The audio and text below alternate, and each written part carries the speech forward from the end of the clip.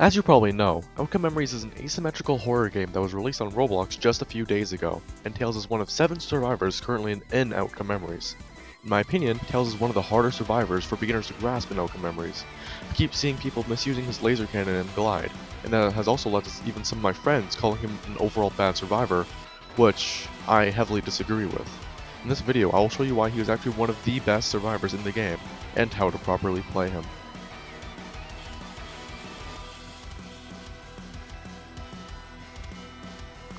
So first, what are his abilities? First, his passive highlights Killer if they are within 45 studs, even if they are using a hidden ability like 2011X's of Invisibility.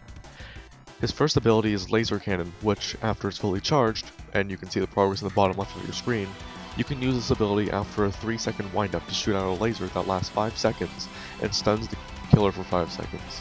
According to the wiki, its cooldown is 25 seconds. The longer you keep it on the killer, the further it pushes them, and the longer it stuns them for. His second and final ability is Glide, which allows him to ascend and stay in the air, allowing him to easily get from one location to the next, or to escape the Executioner. This ability also has a 25-second cooldown.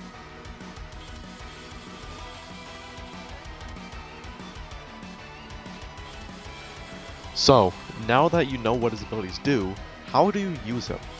Well, since this charge cannon can stay ready to fire forever after the windup, you can find a camping spot, wait for your charge cannon to be ready, wind it up, and wait. Not only does this allow you to instantly help any teammates in your line of sight, but if the Executioner goes after you, you can use it to defend yourself and instantly shoot him.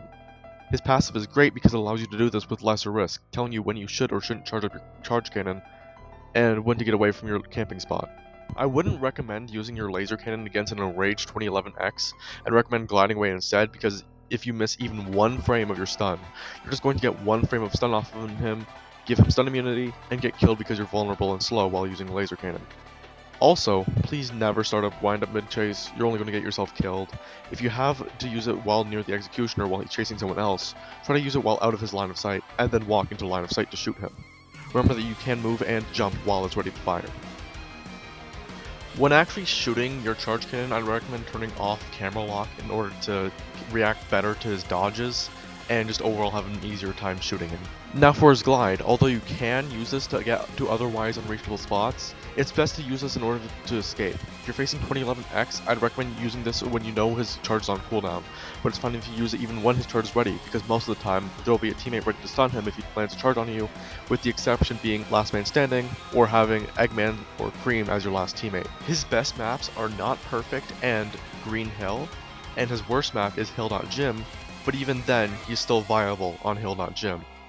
For Last Man Standing, I'd recommend only gliding after 2011X has already used their charge, and use your charge cannon only when you know you're far enough away and he's not going to teleport while it's winding up, so usually after a glide. Now, I'm going to show you a Last Man Standing that, although I did not win, I did pretty well on, and I'm also going to show you the mistakes I made during this Last Man Standing that cost me the win.